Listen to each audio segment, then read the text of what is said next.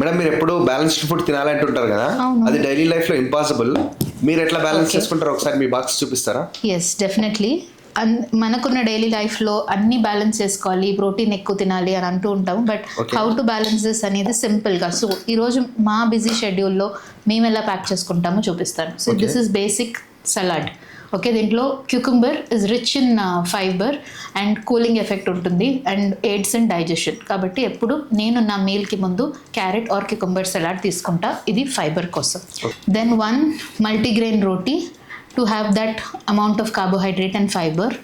And then మంచి protein కావడానికి ఒక leafy vegetable and dal include చేసుకుంటాను. సో ఫర్ దిస్ ఈరోజు నేను చేసుకుంది గోంగూర పప్పు.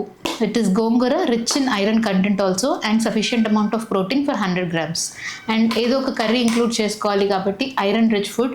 అండ్ సింపుల్గా యూజువలీ బీట్రూట్ ఎక్కువ తీసుకోమని చెప్తూ ఉంటాం, బట్ బీట్రూట్ జ్యూస్ కానీ రాగా తినడం చాలామందికి ఇష్టం ఉండదు. సో ఇలా జస్ట్ లైట్ టాసింగ్, ఎక్కువ ఆయిల్ లేకుండా లైట్గా టాస్ చేసుకొని beetroot curry. And you know always my meal ends with the curds rich in probiotics. So and ఇవన్నీ బ్యాలెన్స్ చేయడానికి ఎవ్రీ డే మన రొటీన్లో కిన్వా కానీ ఫైబర్ రిచ్ కంటెంట్ కానీ బ్రౌన్ రైస్ తీసుకోమని చెప్తూ ఉంటాను.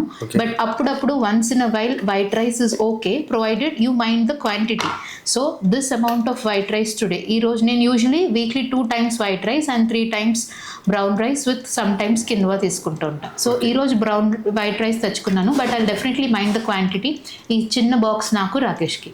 అండ్ ఈవినింగ్ కార్లో వెళ్ళేటప్పుడు ఈవినింగ్ స్నాక్గా నేను యూజువలీ ఎనీ ఫ్రూట్ తెచ్చుకుంటా. సో ఈరోజు నా ఫ్రూట్ ఇస్ పొమగ్రనేట్.